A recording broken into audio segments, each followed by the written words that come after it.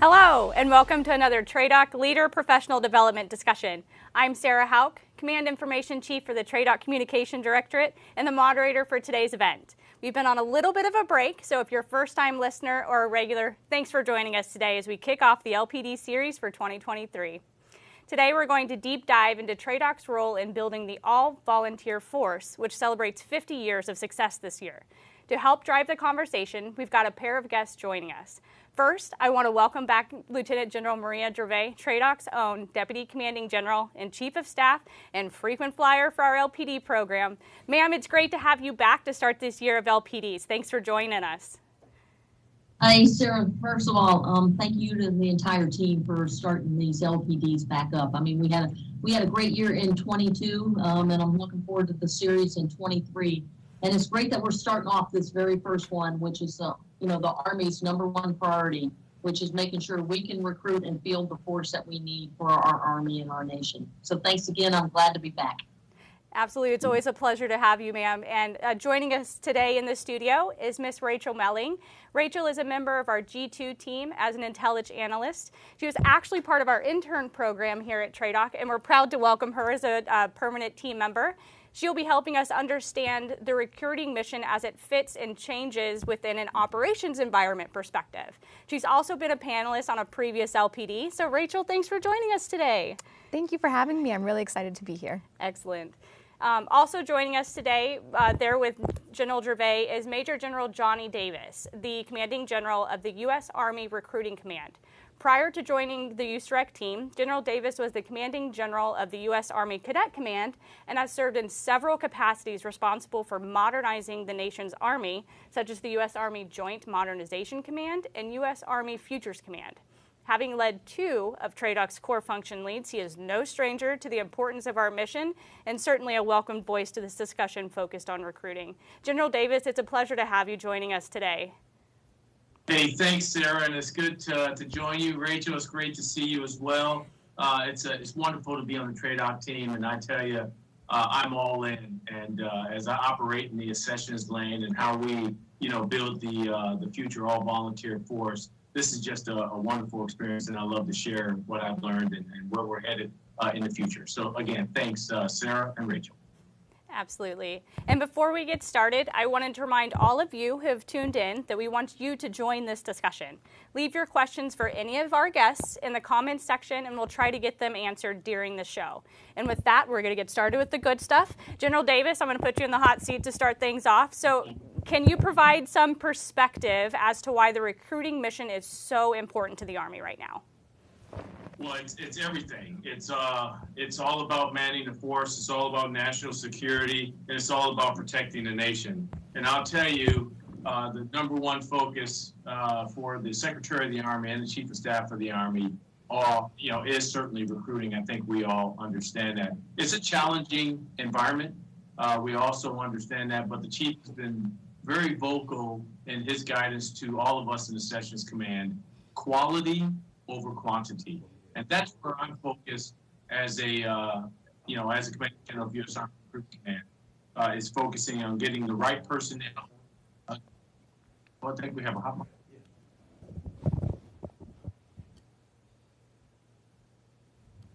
Hi, sir. I apologize about that. You were mentioning some of the challenges that you're facing in the recruiting environment, and you were just kind of providing some importance of why the recruiting mission is at the forefront of TRADOC. Yeah, it is. It is certainly a critical environment, and we're fighting for every contract. And I will share with you that there's always challenges. It can involve propensity. It can involve eligibility. It can involve awareness. There's so many different examples. I mean, I talk with thousands of young adults across the nation, and I fielded some I would say really awareness questions that really caught me off guard. Like, hey, I was told that until I finish basic training in AIT, I can't get paid, or can I own a pet as a soldier? And certainly all of these things are not true. And that's what we're doing right now, is really bringing that awareness to this future market.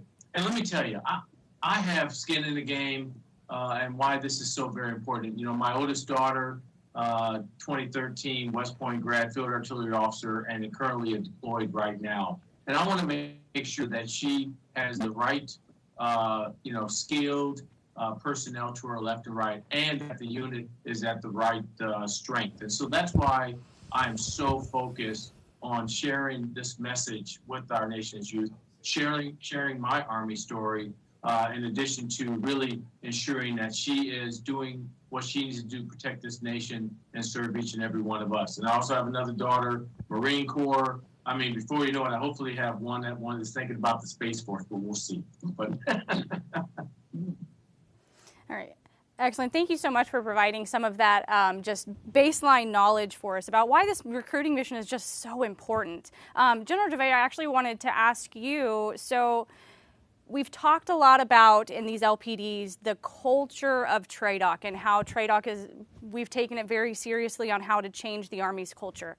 How does the recruiting mission fit into changing that culture as well? Is that something that's part of the culture we need to be focused on?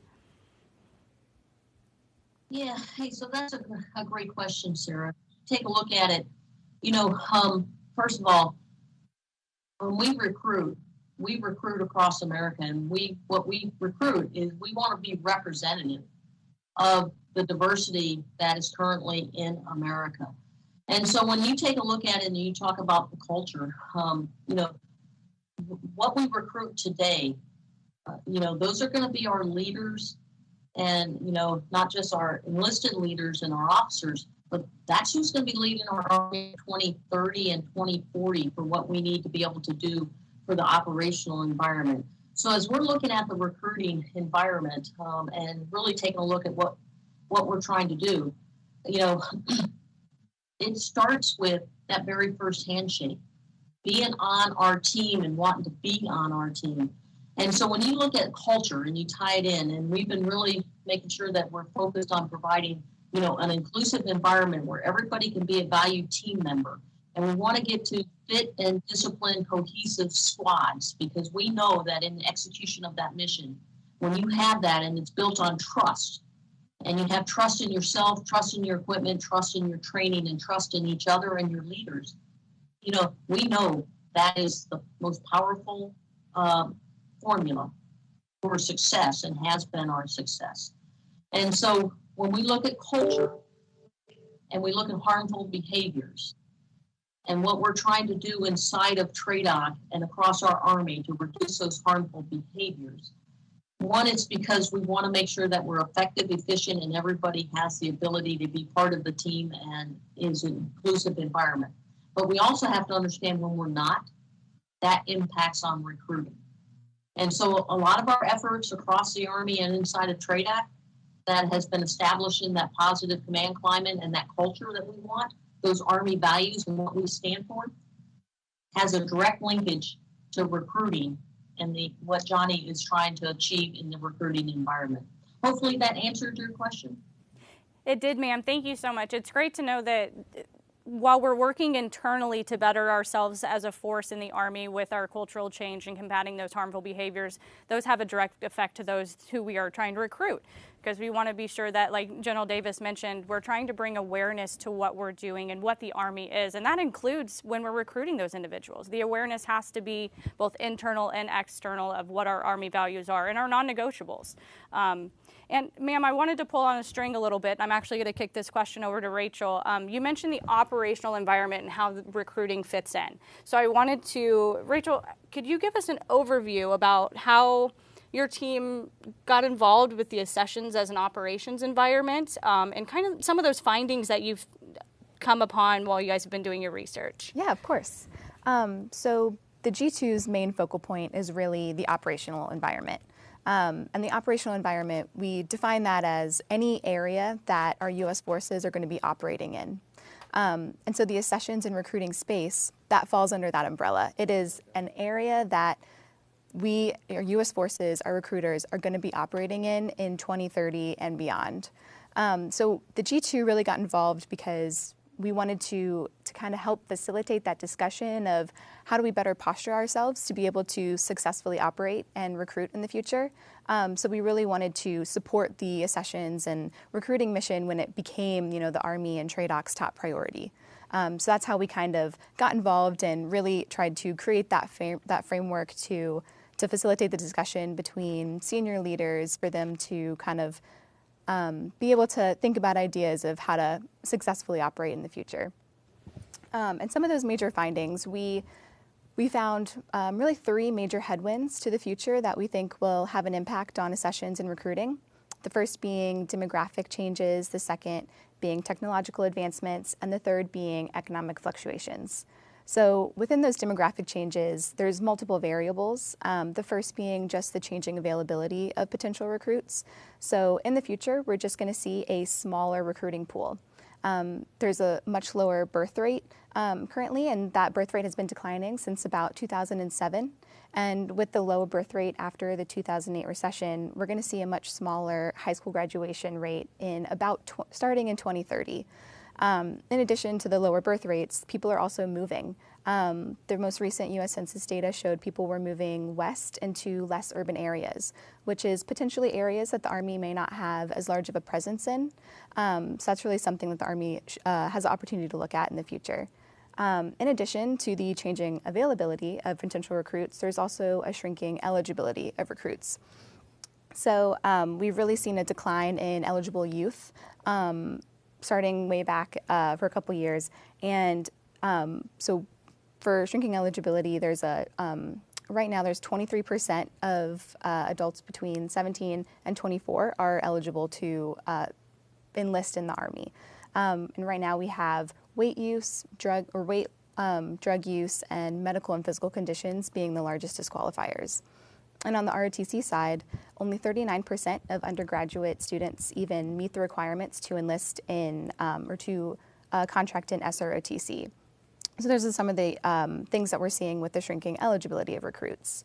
We're also seeing a decline in propensity and institutional trust. So our propensity to serve currently sits at about 9%, but it's been declining since around 2001.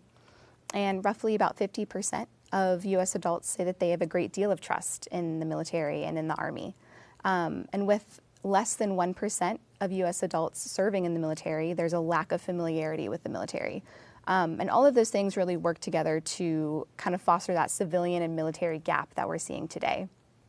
For technology, when we're talking about technology and the future, we're talking about the Army of 2030, we're thinking about Generation Alpha and how they are interacting in this technological space. So they are starting to make decisions earlier. The oldest of Generation Alpha right now is in the 6th and 7th grade. So they're really starting to form their perceptions of the world around them and the military and the Army. And they're in a segmented information environment. You can't really get your information from one place anymore. It's all segmented. There's many different platforms and medias that these younger generations are interacting on. And those are really fostering those cultural influences that are influencing their perceptions of the Army and the military and the government. So that's a neat opportunity for the Army to earlier to kind of help shape their ideas. And lastly, for economic fluctuations, really the U.S.'s economic strength in the future may have an impact on accessions and recruiting, namely with the competition for talent that we're seeing with industry. Industry is offering higher compensation, they're offering benefits, they're also offering a less restrictive work environment. And what we're seeing today is the younger generations aren't fully aware that military benefits over time vastly outweigh those of industries. And we've seen that they often weigh the risks of military service over those benefits that they're seeing today. So those are just some of the major findings and variables that we've seen with the accessions OE.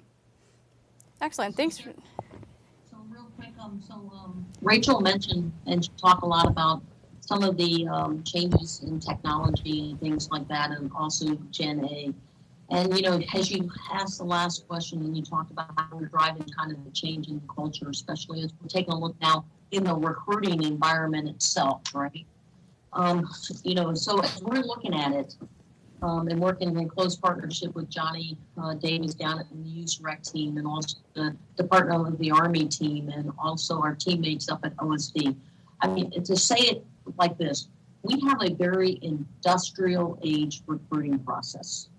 From the way we do it, how we bring our applicants in, how we kind of screen them, how they go through our medical processing, how we're contracting.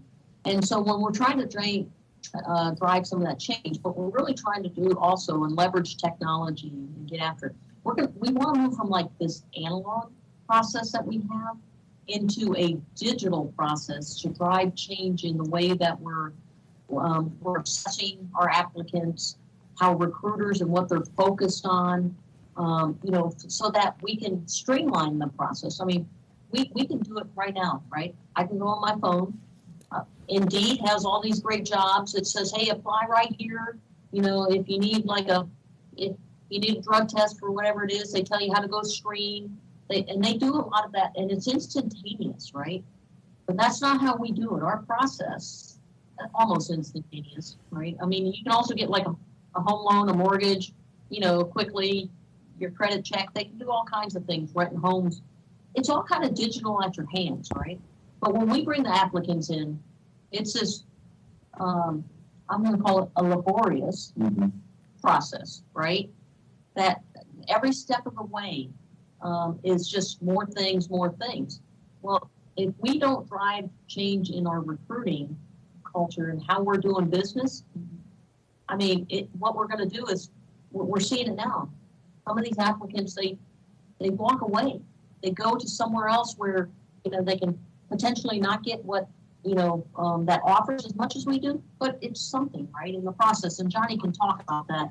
So I just wanted to bring that up because I think that's key, as Raechel was talking about it. We've got to be able to adjust, and we need to adjust not in the future. We need to adjust right now. That's a great point, ma'am, is we talk about the Army of 2030 and how some of the findings that Raechel's team is seeing is how we're going to recruit the Generation A. But right now we have to change, but we also have to be looking forward. So we've seen some of the new initiatives, which I'd love to hear from you, sir, about how those are operating right now and what the success of some of those are. But how do you balance these new initiatives to continue to meet our mission, but also continue to build a recruiting command that is successful and sustainable and continues to walk forward as our culture and society changes? Yeah, great question, because it's a balancing act. And right now, as you take a look at it, we are facing the challenge that's right here up front that we have to address right now. So as Raechel laid out some of those challenges that we saw, what we had to take a look at is, what did we have to do to evolve as, what we're seeing, across America that we had to address. So things like, an increase in obesity, increase in those that were not making as high as we would like them on the Armed Service Vocational Aptitude Battery Test. What were the things that, were value proposition to these young men and women, so that we can message, we can recruit, we can incentivize them to come in. And so, we had to take a look at it. And one of the initiatives right off the bat was the Future Soldier Preparatory Course that is being executed at Fort Jackson. And then we've expanded down to Fort Benning. It had both a fitness component with it, and then also an academic component. As we stood that up very rapidly to the great work that was done across the team, what we've seen is those that have come in and we needed to focus on the fitness component, quite frankly, they are losing the weight and the body fat necessary, because they do not proceed to basic combat training until they have met the standard. So we're seeing that within the first 3 weeks.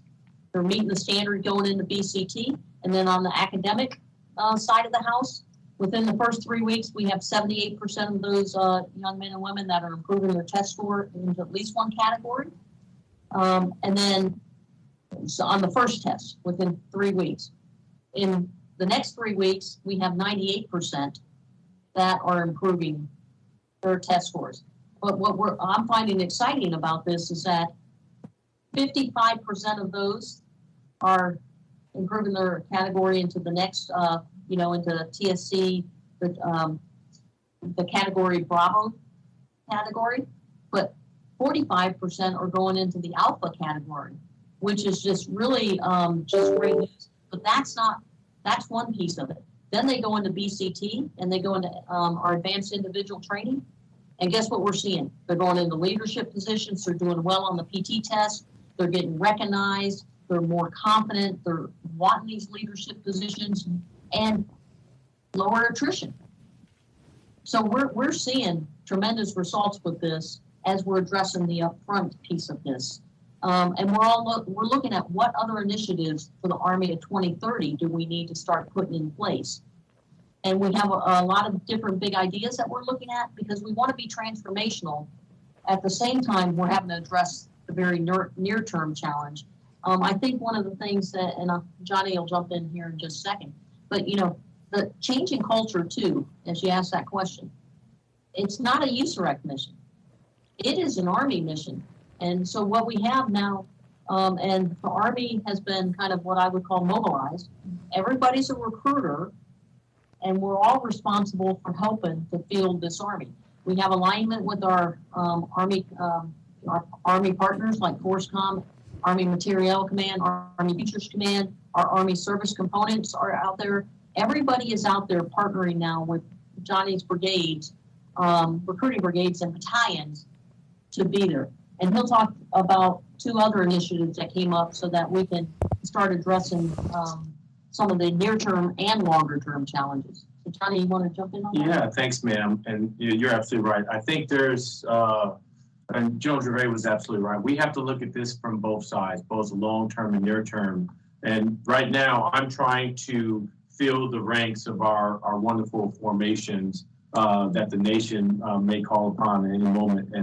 And so I have 2 initiatives. And what's interesting about these 2 initiatives, they were both recommendations from recruiters. So everything that we are pursuing in terms of near-term accessions and filling the ranks were from, one was from a first sergeant, another one was from a sergeant first class, all recruiters. And I'm so excited about this. The first one is called the Soldier Referral Program. And the Soldier Referral Program is really leveraging the high retention rates of the force. So as you know, once we get some wonderful superstars in uniform, most likely they'll stay in, and because they're enjoying their service. So we should leverage that. And so that's what a recruiter shared. Hey, we should leverage this, and I absolutely listen. So the referral program is just that. It focuses on every single soldier, Compo 1, 2, and 3, whether it's active, guard, reserve, we're asking you really a call to action to help the Army in terms of recruiting. And what does that mean? So if you refer a family or friend or someone you know that is goes on through the process, and it is a laborious process, it can take up to 60 to 90 days, depending on the background of each individual. Once they ship to basic combat training, if they're in the grades of private to private first class, we will promote them 1 grade within 60 days, which is a big deal. And if you're E4 to E5 or E5 to E6, so you'll also be awarded the recruiter ribbon, just like everyone else is also authorized to be awarded the recruiter ribbon, and you can get that up to 4 times. So I know General Gervais is working a bunch of different referrals for me. But I have one that's going to get through, and I think he's on the floor in Memphis right now, and will join by the end of today, a college grad that I ran into. So everybody is asked to provide a referral. So the recruiter ribbon is a big deal, the social referral program. So just to give you an idea, this was approved like 3 weeks ago. We have 1,200 referrals as of this morning and 14 contracts within 3 weeks. I didn't expect it to launch this quickly, But again, and we have a few hundred already in the pipeline from that. So this is a near-term approach. Future Soldier Prep Course is investing in those who would otherwise not qualify for military service. And then I will tell you, I mean, your comments earlier about how do you connect with this current generation and really the next generation. I'll tell you that is, I've asked my team, just like as the Secretary of the Army has asked me, what's the next big idea? I've asked my team, and I'm asking all of you, hey, what else is out there? What else can we do? And I'll tell you, we're thinking through a lot. We are executing more change in terms of how we're investing in our recruiter force and what we're doing in this industrial age process more in the last 5 months than we've done in 20 years. So there's a lot of change ongoing in terms of recruiter. So how do we connect with the digital natives? That's my 17 and 18 and 15-year-old in my house. They're different than my 31 and 29-year-olds. So how do I connect? So I've asked my team, we have to be able to connect. Hey, how about being a mobile recruiter where your vehicle has everything you need to bring someone into the United States Army? That's something we're looking at. So we are trying talent management. How do we train and select the future, really Gen Z recruiters and Gen A recruiters? It should not be the same old system that was executed when General Gervais and I were young lieutenants. We have to do something different in today's environment in terms of how do we assess and then bring them on the team and then unleash their superpower. Everybody has a superpower.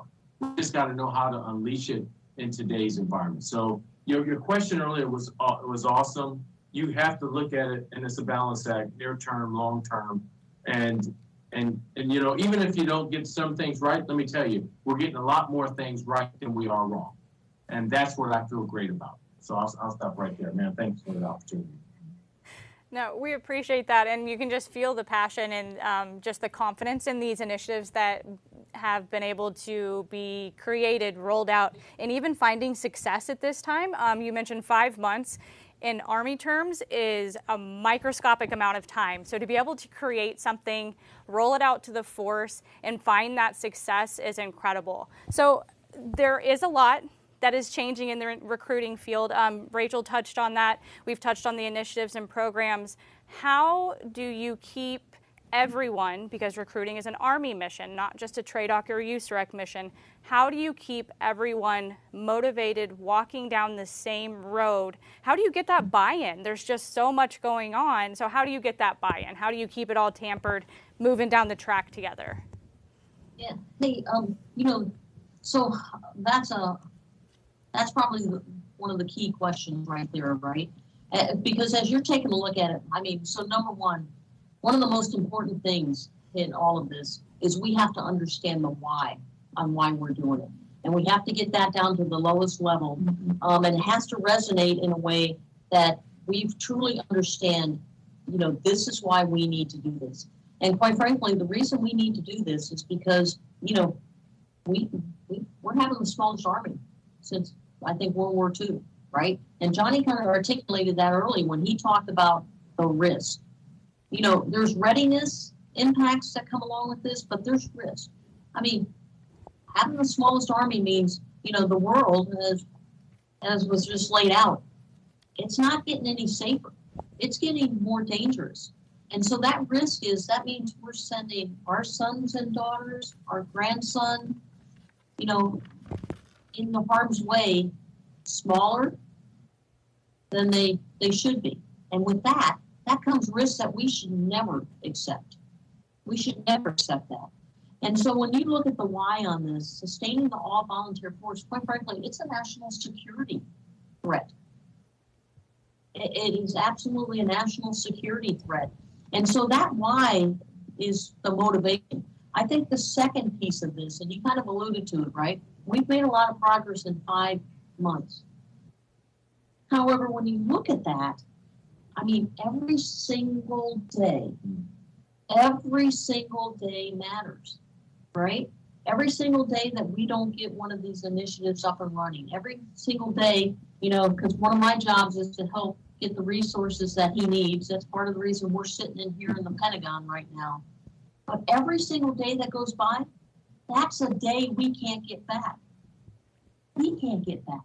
His recruiters can't. And so when that happens, that just means the next day means we got to get more and more and more. And to me, that's where I churn a lot because, we have to work through some things to get it, make sure everything's like we crossed our I's and dotted our T's, or dotted our I's and crossed our T's, right? But when that goes by and it's 3 weeks later, that means the potential what he could have recruited has gone away, And then we're putting more demand on an already stressed recruiting force in an already difficult environment. And so to me, that's how you motivate. And then you talk about the importance, you talk about why we need this. Johnny, you want to add to it? No, ma'am, I think you're absolutely right. Every single day matters, and I track it, every day. When you think about, the requirements to man an Army, it's not just, the active duty, but the reserve forces also have responsibility for special operations and medical. So I got to go out there and fight for every position. That's the next orthopedic surgeon to help, or you name it, the eye doctor. We are, every single day we're looking for, hey, what can we do differently to connect with this current market? Because we want to not only create more efficiency in the recruiter force, we want them to get better. We want them to be more confident in this very difficult market, and they are. There is momentum across the force, and what we're doing, and thanks to the entire Army support, we're focusing on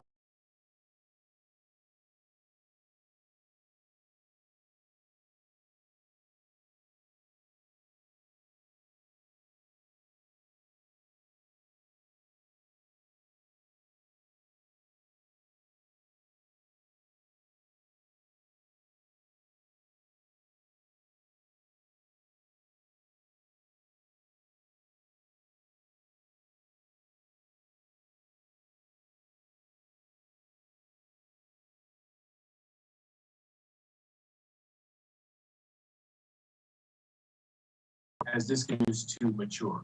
So, man, that's a great question and comments to right on. So we're kind of coming to the end of our time, but I do want to ask one final question to both of you, actually. General Davis, we'll start with you. So we've talked about the recruiting mission being everyone's responsibility. So to me, that means civilians as well, because we're members of the Army. So if you could give advice to a recruiter, a civilian, and somebody who is active duty or International Guard or Reserves right now to assist in this mission, what would it be? Yeah, so really this is a call to action that I would ask everyone. What I would tell, if they're a civilian and they're a veteran, I want them to tell their story, tell their military story. If they're a civilian, I want you to help really explain the power of national service. And of course, as a soldier, again, just tell your story of what you are learning each and every day serving this very nation. There's no particular hidden, secret password to, bringing in the next, superstar into uniform. They just need to understand, and that's sharing your story, that, hey, service is powerful. Opportunities from service are endless. And you can, in today's environment, given the competition, this war for talent, you can be all you can be. Yeah, so it's well said by General Davis. As you take a look at it, I would also say inside that, I would give advice to also our cadets that are serving in our senior ROTC programs, and also even engagement in our junior ROTC programs. But when you come back, just telling your Army story is so powerful. And I would also say that you don't necessarily have to wear the uniform to be able to serve, right? We have so many opportunities, especially inside of our, our civilian, our contracting communities. We have great internship programs that are just tremendous, that help you get experience, that help you get exposure and allow you to contribute. And I think as you take a look at it, the understanding of the value proposition, right? The value proposition that comes with service. You can take a look at it, and there are so many opportunities as General Davis just laid out. You have the opportunity to change not just your trajectory and the path that you were on, for the betterment, but also for the generations that come behind you, inside your family. Because a lot of things like the ability for tuition assistance, the ability to go to school, get a skill, the credentialing that goes along with that. Whether you serve for 3 years or 4 years or 34 years, you're going to have the opportunity to better yourself as a person, a leader, a soldier with, some opportunity for school. And, and then on top of it, the benefits, right? The medical, the dental benefits that come along with it, and how you can have a stable and predictable life for your family. And then on top of that, the GI Bill, right? You'll have an opportunity inside service for educational benefits. But when you come out, you have the opportunity with the GI Bill to, if you have the ability to transfer that inside your family, you have now somebody can go to school, right? But a lot of those things don't get said. And then the end, as he just started, you can be all you can be in the Army because of the opportunities. But I'm going to submit to you, you're going to be more than you ever imagined you could be because of the things you're going to get to do, the people you get to serve with, and how great they are and how they help you overcome things. And then it's just going to be an unbelievable journey. You just don't have to understand it, and we have to get them into the service because once we get them in, retention is not our challenge. It is, and ma'am, I will tell you, you're absolutely right. And once you're in and you see the camaraderie, the teamwork, after this many years, I never, when I look back on myself as a, young 17-year-old in Milwaukee, Wisconsin, and few of my, influencers, whether it's my school counselor or principal or even, church leader, all of these leaders in the community said, hey, there's something there with you. And we're so proud of you as you are going to, serve the nation. I never imagined I would be in the position I am now, 33 years later but I still remember those discussions. So that's what I would share. Share with that young 17 or 18-year-old out there right now. Pull them aside and tell them, talk with them. You never underestimate your impact on our nation's future. Yeah, well, excellent, John. Excellent.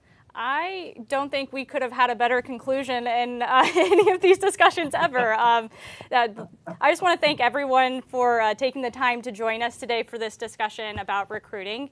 So we're going to go around the horn and see if anybody has any final thoughts. So Raechel, are there any closing thoughts you have for today? I just wanted to say thank you for having us today, and I'm really happy that the G2 could support this mission. Absolutely. Yeah. Your team has been invaluable in creating some of the foundational elements to move forward with some of these initiatives that are finding some great success in the Army. So thanks for joining us today. General Davis, do you have anything you'd like to share before we close out today? No, Sarah. First of all, thanks. Thanks for the opportunity to be a part of this. I know, I want to be part of more. I want to share, a lot of things that I've learned. And I also ask that everyone that's listening on, let's make sure to visit your local recruiting station and bring me a recruit by the end of this week. Thanks.